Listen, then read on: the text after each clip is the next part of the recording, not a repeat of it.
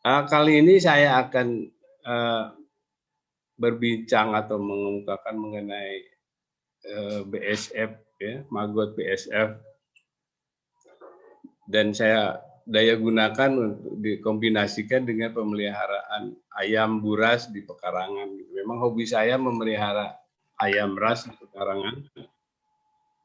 Jadi saya padukan dengan pemeliharaan maggot ini. Nah, kita sedikit tinjau apa itu maggot gitu.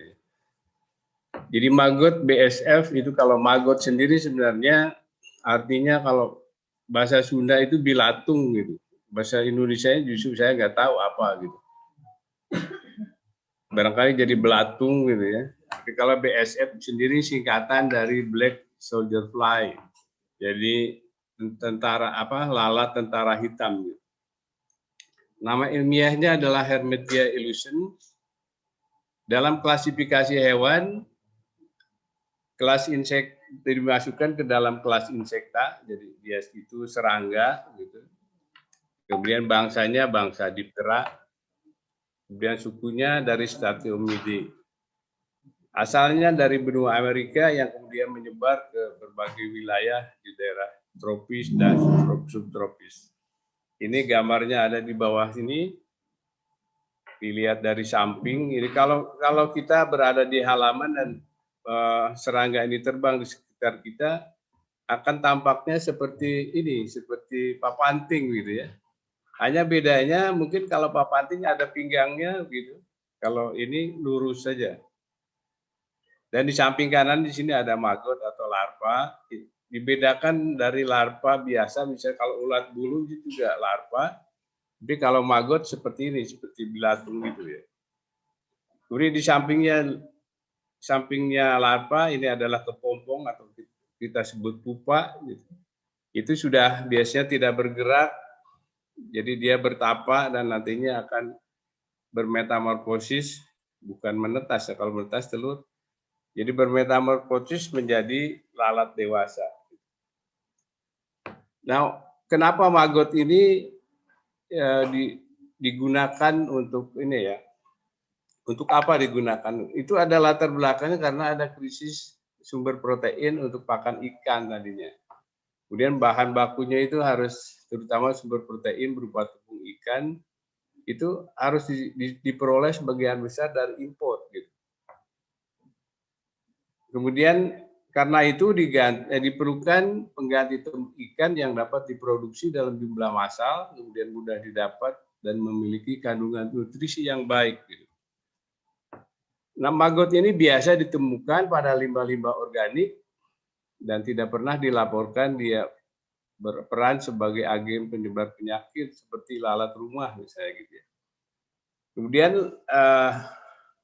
BSF ini mempunyai kemampuan reproduksi yang cukup tinggi. Kemudian dia juga sangat rakus kalau merombak itu limbah organik gitu.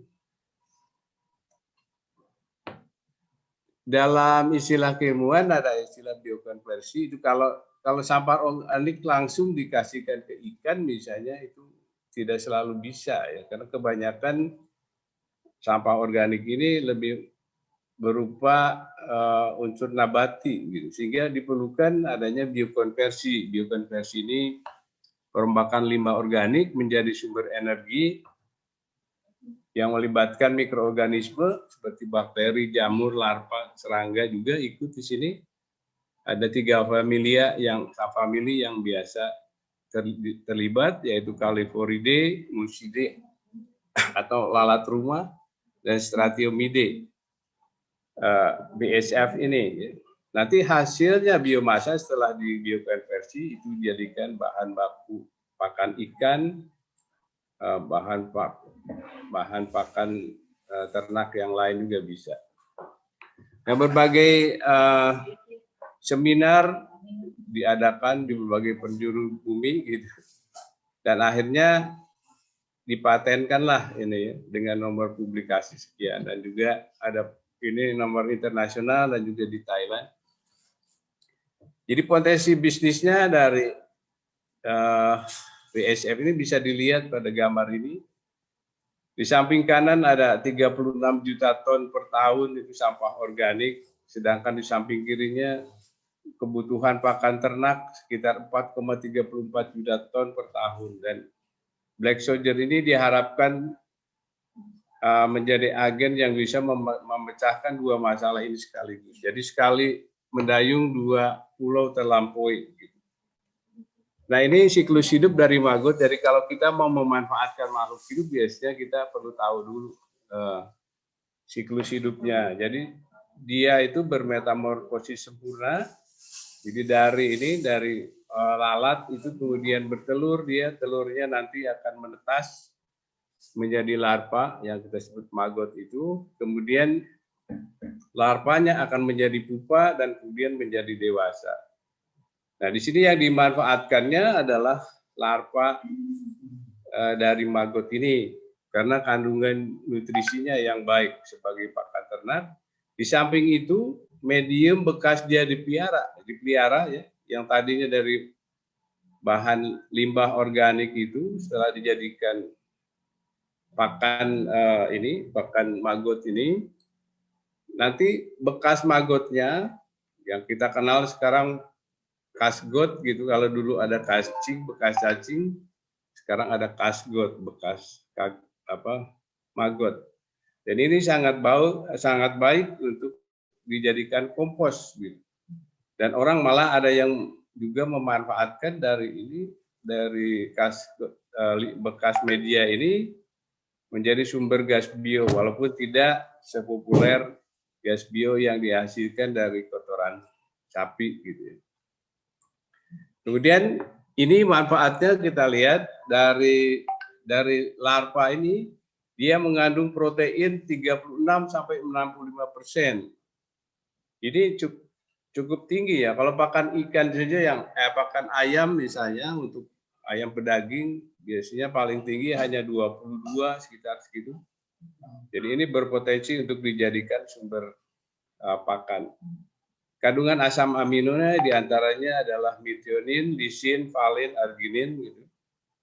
Kemudian yang lainnya adalah ini mikronutriennya, ada mineral berupa zat besi, kalsium, fosfor, dan zinc, vitamin E, gitu ya.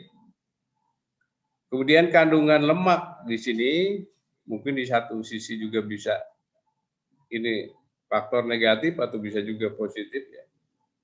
Ini lemaknya bisa tinggi juga 4,6 sampai 38,6%. Jadi kandungan asam lemaknya. Kemudian yang lainnya yang bisa dihasilkan adalah kitin. Kitin ini cangkang dari pupa dan juga nanti serangganya yang sudah mati biasa dikumpulkan menjadi sumber kitin. Dan ini masih harus kita elaborasi mau dimanfaatkan untuk apa. Sementara ini baru dicampurkan ke dalam pakan untuk ayam gitu ya. Apa mungkin nanti bisa jadi seperti cangkang udang menjadi kitosan gitu. Nah itu kita perlu elaborasi lebih lanjut. Kemudian kita bagaimana caranya sekarang kalau mau memperbanyak maggot atau beternak maggot ya. Yang dibutuhkan adalah alatnya berupa kandang, tempat penetasan telur, tempat pembesaran larva atau yang biasa dikenal sebagai biopon gitu. Kemudian bagian kandang ini biasanya terdiri dari ruang metamorfosis, jadi dari pupa nanti menjadi lalat di situ. Kemudian ada ruang perkawinan, ada yang menamakannya kamar cinta, kayak di LP saja ya, ada kamar cinta. Kemudian ada ruang peneluran. Nah, tempat penetasan dan tempat pembesaran larva itu terpisah dari kandang lalat. Nah, ini salah satu model kandang yang mungkin generasi pertama dibikin dari kelambu digantung gitu. Nanti di bagian dasarnya ini diletakkan wadah pupa, dibiarkan menetas di situ, larvanya naik ke atas nanti.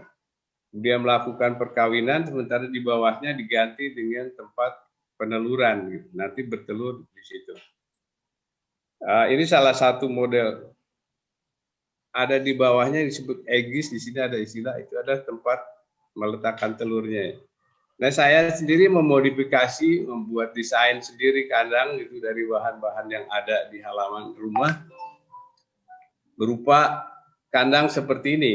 Jadi ini sebenarnya ada kubus, 2 buah kubus berukuran 60 kali 60 cm, didempetkan, ditutupi pinggirannya dengan triplek, kecuali yang sebelah kiri ini atasnya dikosongkan, dan bagian atas ini ruang perkawinannya saya buat bukan dari kelambu, tapi dari kawat nyamuk. Kemudian dari ruang pupa ini sebelah kanan, ini tempat memasukkan pupa, atau kita lihat di gambar sebelah, tapi ini saya sebut dulu kelengkapan yang lain. Di sini ada perlu wadah-wadah seperti ini. Ini untuk wadah pupa, wadah nanti pembesaran. Kemudian di paling kanan ada tempat penetasan telur, ya. Bisa di waskom seperti ini, bisa juga di wadah yang lain ditutup tapi dikasih ventilasi. Nah, jadi ini di sebelah kanan tadi pupa dimasukkan ke situ. Nah, pupa di situ menetas, dia akan mencari cahaya yang lebih terang, ada terowongan ke sana ke atas, terbanglah dia ke atas, dan dia akan berterbangan di situ melakukan perkawinan, dan dia itu perlu dirangsang, perlu ada atraktan, ya, untuk menarik dia untuk nanti meletakkan telurnya, dan dia akan mencari sumber pakan untuk larvanya nanti, dan di sekitar situlah dia akan bertelur. Nah, ini di sini air gambar sebelah kiri ada wadah di situ yang dibungkus dengan kain. Di dalamnya itu adalah atraktan. Yang saya pakai adalah itu sampah organik yang sudah difermentasi dan juga dicampur dengan kohe. Kohe itu kotoran hewan. Dan di atasnya ada egis, itu ada lempeng kayu yang disusun sedemikian rupa, itu untuk ada celah di situ untuk meletakkan telurnya. Kemudian sebelah kanan ini tadi larva dan pupa. Jangan lupa di bawahnya bagian kakinya itu dibikin satu alat yang untuk mencegah semut masuk ke situ. Karena kalau enggak nanti dimakan semut ini telur dan larvanya, ya. Jadi saya buat wadah itu diisi air atau bisa juga dengan oli bekas supaya semut tidak masuk ke sini. Ini yang di bawah sebenarnya ini di luar dari kandang. Ini saya pakai juga untuk kandang anak ayam di sini. Ternyata ada gunanya juga, tadinya tidak ada. Jadi kalau ada larva yang lari dimakan sama dia. Dan kalau liternya sekam yang di bawahnya ini sudah bau pesing, itu menjadi daya tarik untuk lalat untuk bertelur di sebelah sini, sebelah kiri. Karena ini pernah sebelah kanan saya tempatkan untuk pembesaran, rupanya ada bau ini merangsang lalat ini untuk bertelur di kawat kasa sebelah kanan itu. Karena itu saya tutup dengan plastik, dan sebelah kiri di bawah diletakkan atraktan yang lain supaya nanti dia beralih ke sebelah kiri. Kita lanjutkan, ini adalah telur. Nanti kalau ini sudah bertelur, lalat tadi ya, saya kembali lagi. Lalat itu umurnya hanya 7 hari saja. Dan dia lahir hanya untuk kawin gitu. Jadi yang jantannya sekali kawin kemudian mati. Kalau yang betinanya harus bertelur dulu, setelah bertelur itu pun dia mati. Karena itu di sini akan berserakan nanti yang mati, dan itu bisa dikumpulkan menjadi sumber kitten. Dia tidak makan, cuma dia minum saja. Makanya disediakan di sini tempat minum, pada air yang ditempatkan juga kasa di situ supaya dihisap sama dia. Nah, ini tempat bertelur, caranya begini, telur nanti dikerik dengan cutter, ditempatkan di dalam wadah cup ini bekas jelly atau makanan anak-anak, ditempatkan di situ. Ini ditempatkan di sekitarnya adalah nanti sumber makanan untuk larva. Ini saya buat dari sampah organik dapur SOD yang sudah difermentasi.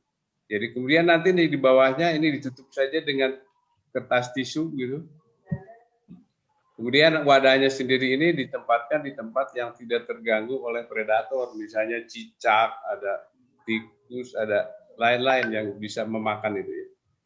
Bisa juga ditempatkan dalam wadah plastik seperti ini yang bulat ini, tapi jangan lupa dikasih lubang-lubang di atasnya, dikasih ventilasi. Nanti dalam beberapa hari, dalam 3 hari saja udah menetas biasanya. Kalau baru 1-2 hari tidak terlihat, masih kecil, tapi udah beberapa hari baru terlihat. Dan nanti itu dipindahkan ke kandang pembesaran seperti ini. Ini mediumnya adalah kohe, ya, kotoran hewan. Kemudian ini yang di tengahnya saya tempatkan sampah dari dapur, kemudian ditutup dengan medium. Sudah, ini. Tapi ini harus ngasih makan setiap hari. Saya menetaskan dari telur itu 5 gram, mungkin setiap hari 1 kilo ini sampah dapurnya yang dimasukkan di sini, ditambah dengan kohe. Kalau malas mengasih makan ini, maka ini ditempatkan saja di sini ada kandang ayam yang seperti ini. Saya tempatkan tadi yang dari penetasan telur ini dimasukkan ke laci ini, laci kandang ayam. Dan seperti ini, ditempatkan di laci kandang ayam, kemudian nanti kita tunggu setelah 18 hari, situasinya akan seperti ini. Ini tampak ada ayam yang bisa makan langsung larva dari situ. Kemudian ini tempat kotoran ayam ini tampak menjadi kering gitu dalam 18 hari. Dan ini tidak berbau, ya, dan gembur lagi. Ini yang menarik perhatian saya, karena itu saya gunakan di sini supaya kandang menjadi bersih dan kering. Ini ternyata menekan lalat rumah, dan beberapa laporan menyebutkan bakteri-bakteri patogen juga berkurang di sini, kan. Dan inilah misalnya kalau kita perhatikan, ini ada sedikit gambarannya, bagaimana keringnya medium pembesaran. Ini sudah tidak bau lagi, jadi tidak menjijikan gitu. Dan juga gembur, ini nanti tinggal disaring saja.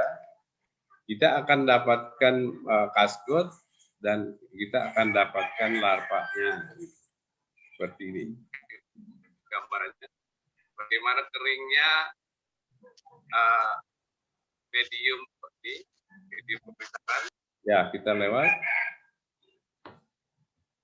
Nah, yang nanti yang kita dapat adalah ini. Yang pertama telur, yang kedua larva dan pupa, yang ketiga kasgot, yang keempat cangkang pupa dan lalat yang mati nanti sebagai itu yang akan kita dapat.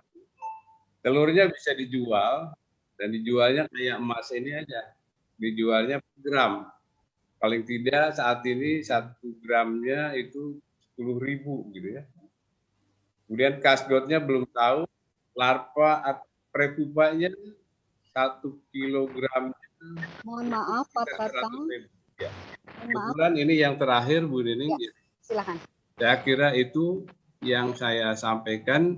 Terima kasih atas perhatian. Mohon maaf apabila ada kekurangan. Wassalamualaikum warahmatullahi wabarakatuh.